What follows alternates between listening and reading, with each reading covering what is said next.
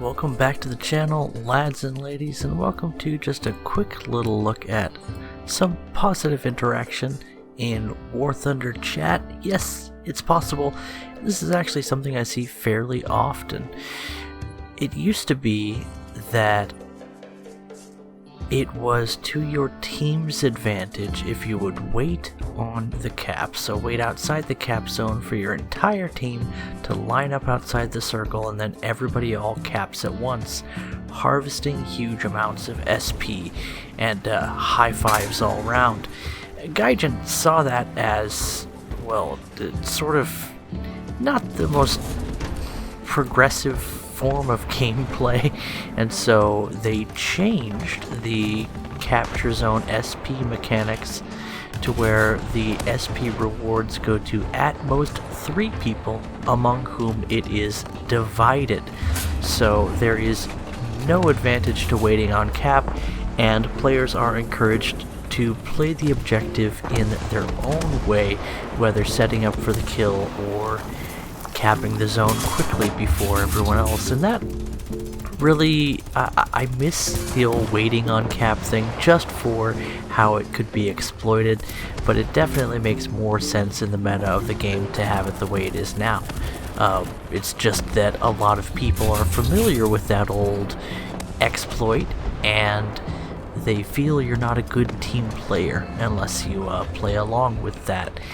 And I think that Gaijin have not done a great job of communicating that change, and it wouldn't hurt to have it in one of the loading screens, just saying at most 3 people can receive the rewards for capturing a zone. It might be a little bit more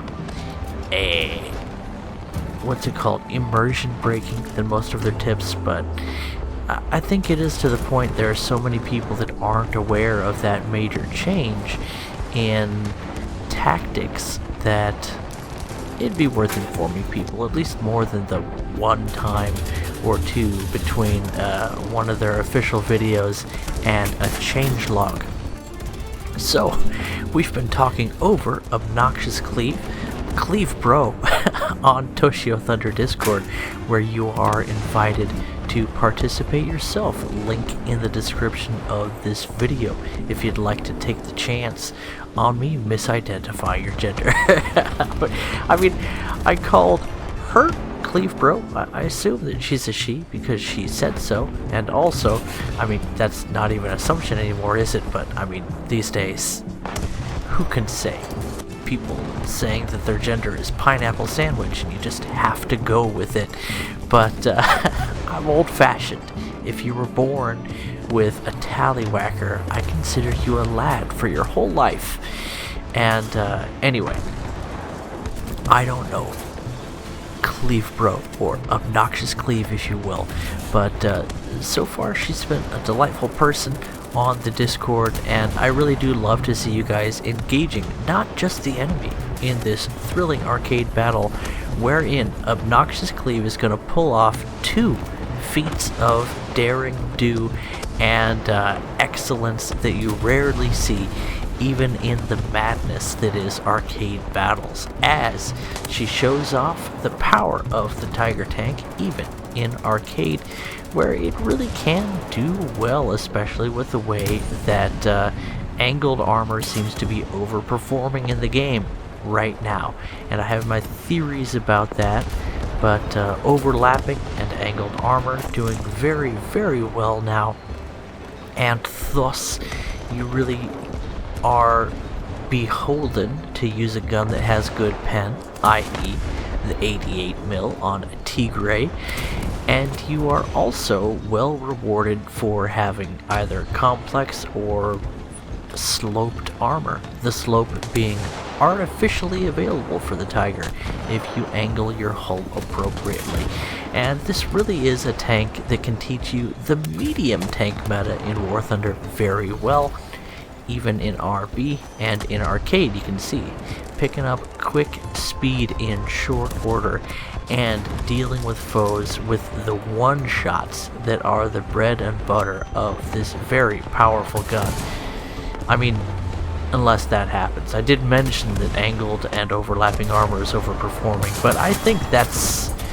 I have no idea what that is, I'm going to be honest. I'm going to say that it might have been a packet loss or server issue. There has been a lot of that going on, but that shouldn't happen. That really shouldn't happen. There have also been some things going on with...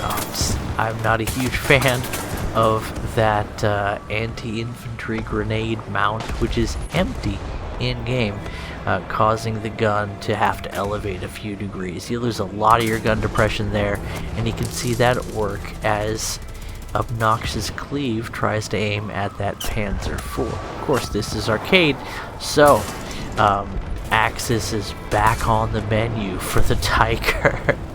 And enemies in arcade popping out and taking their shot, but somehow not punching through.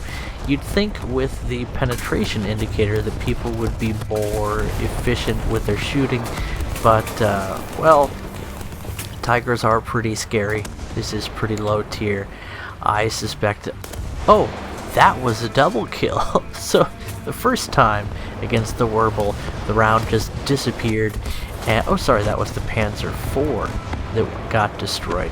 Same chassis, so you can see how I'd get confused sometimes. And that's, yeah, I get confused a lot.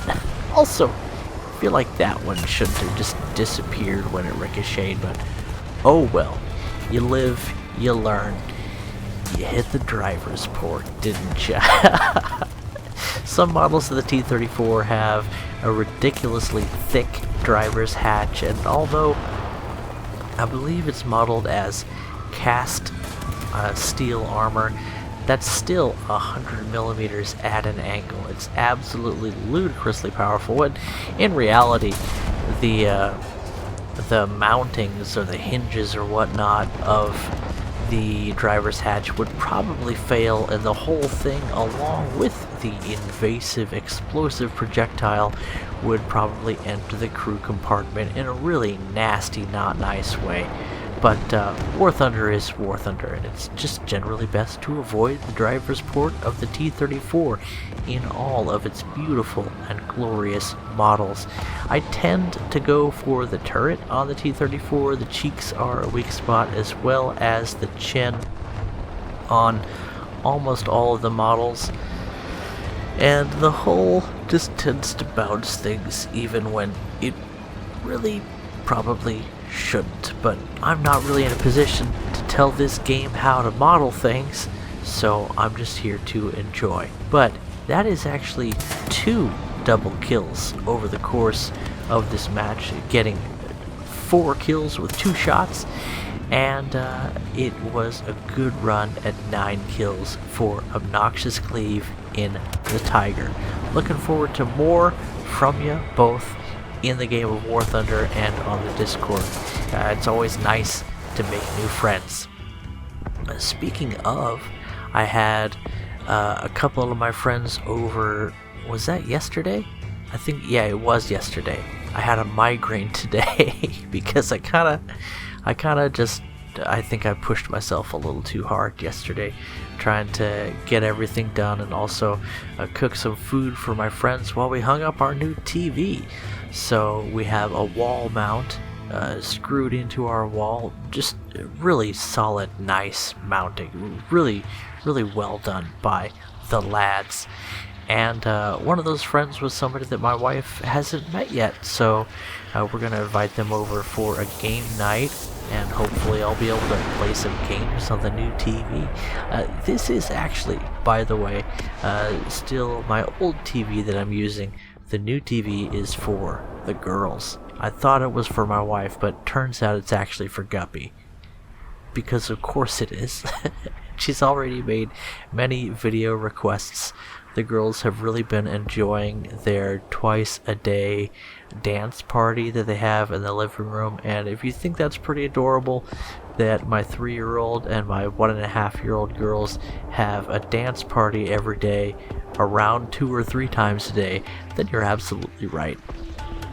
So what's going on right now? HEATSEEKR is going to get a nice ace in the attendard, and I have my little boy, Joshy, sleeping next to me. He finally went to sleep. The boy's been wiggly all night, and he has just been slurping down the formula. This kid has been eating and napping all day, and then at night he had tons of energy and lots of hunger. He must be growing again. The boy is thick.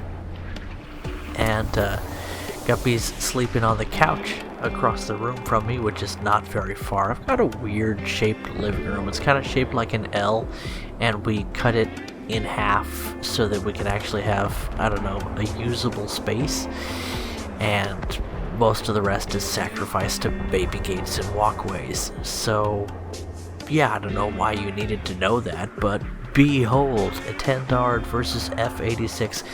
You know, as much as the Sabres seem outclassed with power creep in the game and new vehicles coming, their ability to defensive fly and recover energy makes them a brawler in the jet meta. They might not be the meta jet at a higher battle rating, but at their own battle rating, they really can roll with the punches if you know what you're doing. And it turns out that they're still just a delightful jet to fly, in that they're a very active jet. Again, using your defensive maneuvers, which is something that we didn't see from that F86, and playing in a responsive way, being aware of what's going on around you. It is rather demanding, but it pays off nicely in the Sabres, as they do have some deadly weapons, lots of ammunition, some of them with missiles that definitely help and also push up their battle rating a bit, and with all around just beautiful performance. Wait, is this a video about the Attendard or about the Sabre?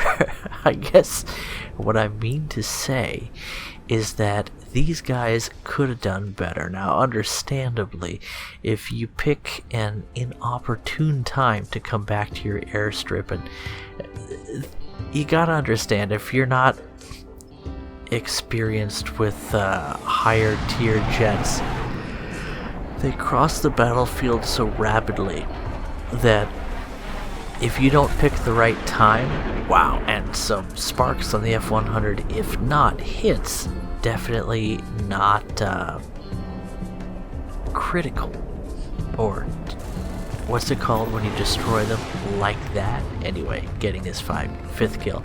So jets cover the battlefield so quickly. As I try and catch up to the conversation here, you can tell that I added the length of these clips before I do the voiceover, because I like to do it all at once. It's all part of my plan to be able to actually make videos and be a good dad at the same time.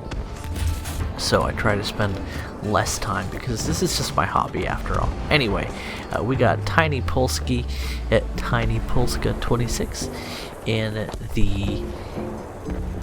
it's a Sherman. It is in fact the Sherman Hybrid, the Tagliano one. That is a nice vehicle. I really enjoy it. I like all the Shermans, and this is actually not the best Sherman at the same battle rating, because it doesn't have the most powerful power pack, but it's beautiful, and I just think it's a really good looking tank, and that goes a long way.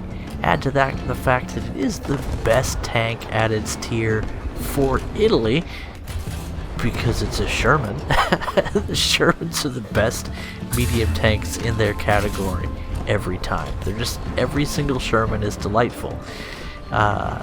It's refreshing. It feels good to be an American when you see something so overpowered in the game. Anyway, oh man, I can't wait for the Harriers to come. They're going to be so fun. Just probably not the meta, maybe, but they're going to be really, really fun. VTOL, baby. VTOL. Adjust the nozzle for the memes.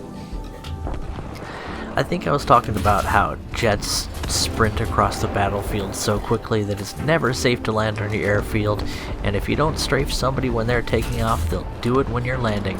But yeah, that's just something you have to get used to in jet battles. When facing a Sherman, it's good to get used to the fact that they have a stabilizer, which is just, it's so good. It's so good at this tier because you rarely see such a thing. Good pin on the gun. I mean, I rant about the Shermans every time I see a Sherman, so why don't we just talk about what TinyPolska is doing here, which is holding down one of the classic sniper spots in this map, and at the same time getting some fantastic results facing off against Soviet heavy armor, which, I mean, all their armor seems to be heavy at this tier, except for that poor bastard in the Su-76. He didn't get the memo that they were going with Stalinium today, so he went with that Lenin wood armor instead, and it just doesn't hold up so well. It doesn't keep its end of the bargain. You know, in theory, it's a lot more robust than it turns out to be in practice. And such can certainly not be said for the armor on TinyPolska's M4 Hybrid, which has absorbed a huge number of hits. It's sitting here at these longer ranges, and once your cannon breaches out, you definitely don't want to sit. But the sloped and also rather thick and respectable armor on the M4 Hybrid definitely comes through for you with that overlapping turret and mantlet armor, familiar to players of Sherman's, definitely helping out as well. Again, this is one of the classic sniping positions, so people just assume that there's someone here and start checking the spot constantly, but even so, it's such a strong position that if you take your shots well. Excuse me, I'm a little bit tired today. As I mentioned, it's been a long day. Everybody's asleep, but I got this video lined out for you all, and I'm just really happy to show a good amount of replays. So this is everything I wanted to do with my YouTube video making today. And then hopefully game night tomorrow. That should be really fun if I can get a couple of people to show up. If not, well, I get to eat steak by myself. Never a bad thing. I mean, I enjoy it. Might not always be good for me.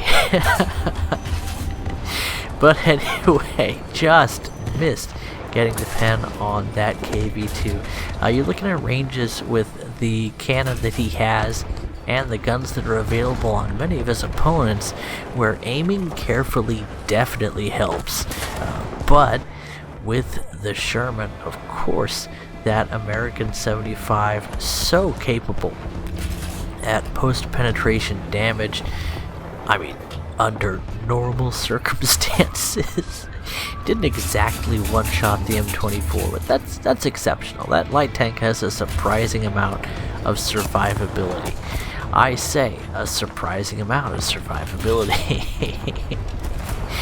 But he has racked up 6 kills already and just absorbed and avoided an incredible amount of damage from his foes.